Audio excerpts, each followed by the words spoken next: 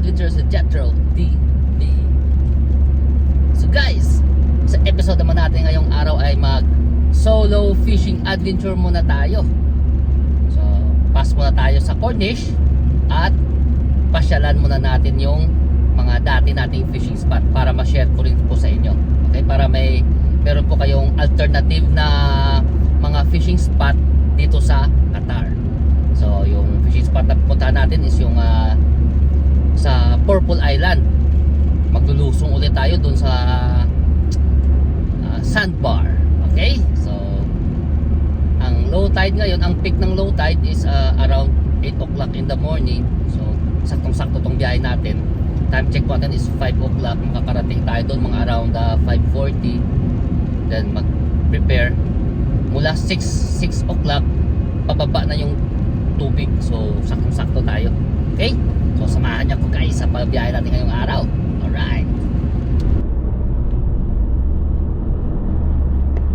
Ito, may signage na Binganam Island, a flower each spring program camp. Yan. Pasok na kayo dito sa kanan. So dito sa may reserve, yung reserve kasi dito, yung sa may dulo, doon banda sa mga bakawan. Yung dati nating pinupuntahan ba?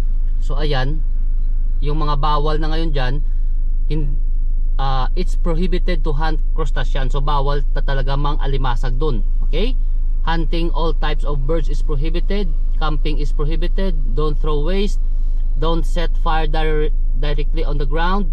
Vehicles are not allowed inside. So hindi na talaga pwede doon sa may reserve, doon sa kanan. Okay? So pero dito tayo sa kaliwa. Oh, yun lang guys ang isa natin sa kapag pumunta kayo dito, bawal po yung magnguha ng alimasag. Okay? So ingat-ingat na po tayo. Yung mga nadali kasi noon ng mga ibang mga nahuli noon na parang 18 katao ata yun, doon sa may Takira ba yun? Nahuli sila ng alimasag kasi pinasok talaga nila yung doon, yung sanctuary. So talagang bawal.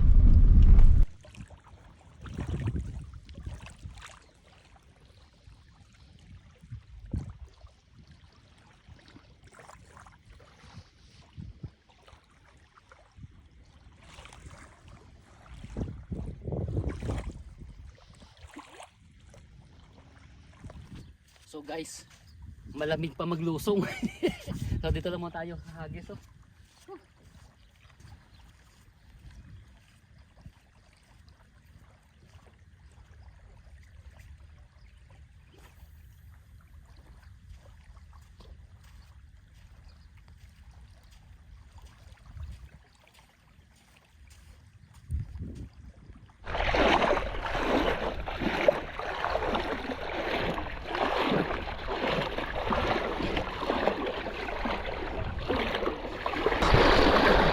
Napakalamig ng tubig guys. Tagis. Buti sana kung to yung araw para at least hindi tayo masyadong lamigin.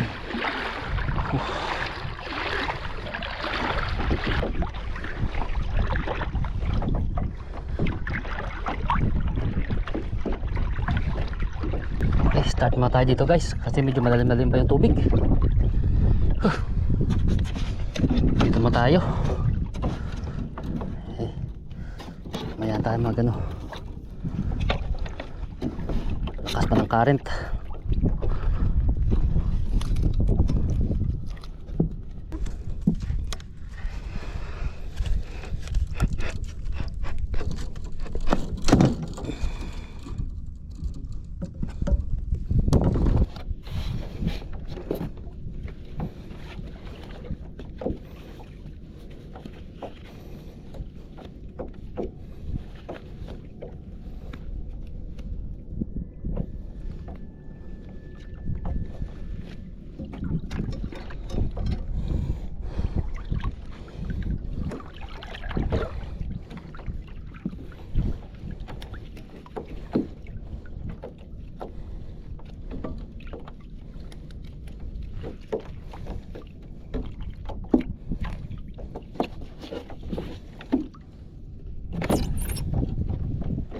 so hagis tayo to guys. Okay, ito tayo maghagis guys. Kaya lang medyo lakas ng current.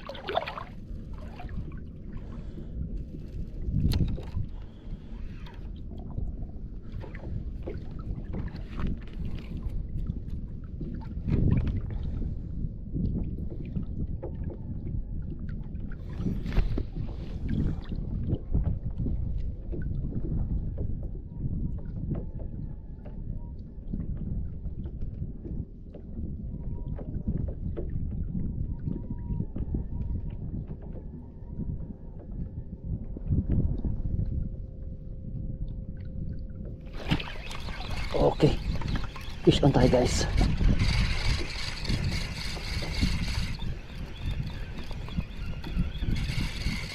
Fish on.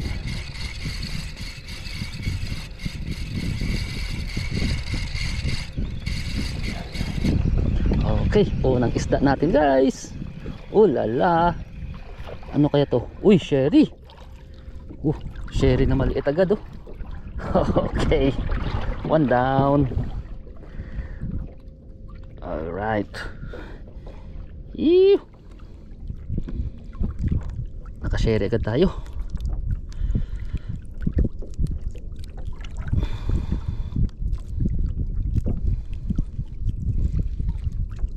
Okay.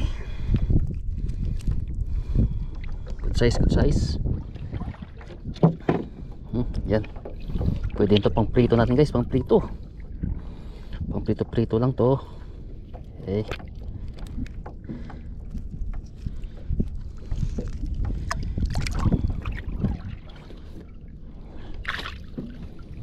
Sure na hindi ito makaano to.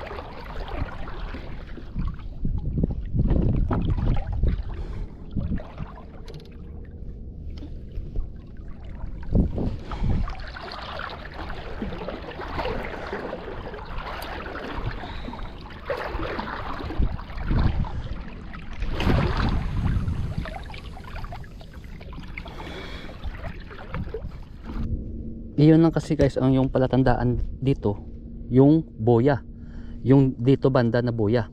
Yan. Pag makahagis kayo malapit diyan sa may kantil, ang daming isda guys, bakoko, sherry na maliit, may shaham, may faskar. Yun.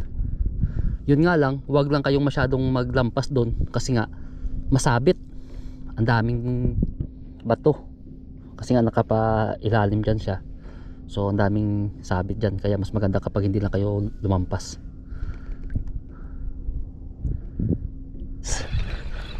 Alright.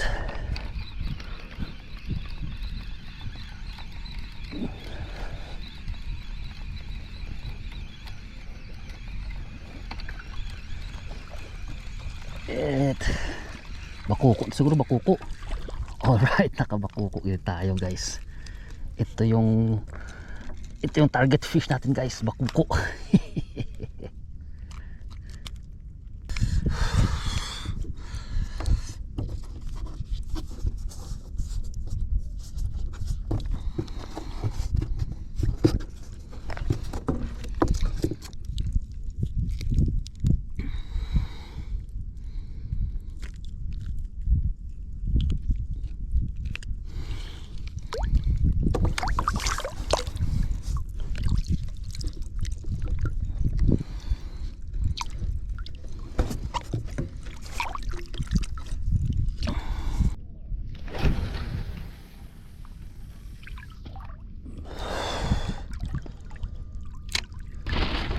Okay, so time check po natin guys is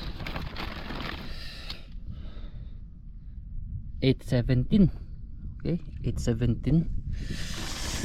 So far nakatatlo pa lang tayo. Ayan, tatlong species din. Okay, pero ang ganda guys ng dito tayo sa gitna. Yan,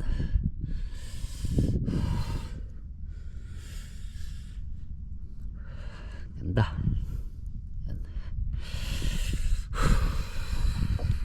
Bis na yan.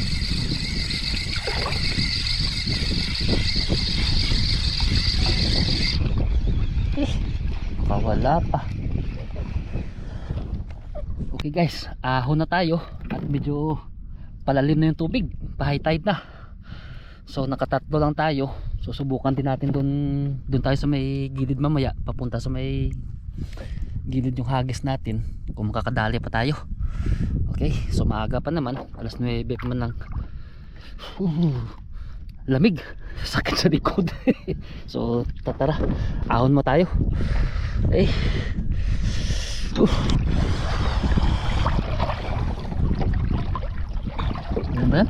Ah, hi ma'am. Morning ma'am, how are you? How are you? Fine? No fish, yes, nowadays. Nah, So you went there, no fish also? no fish. This is the first time since like around 2 months already when I came back here. Nothing. Nothing, see, unfortunately. Okay, good luck. Okay, I'm going now. Okay guys, so wala, mahina ngayong araw guys. So hanggang dito na po yung video natin para sa araw na to. At balik tayo sa Cornish. Okay, so tara, bihis lang tayo at saka biyahe tayo ulit.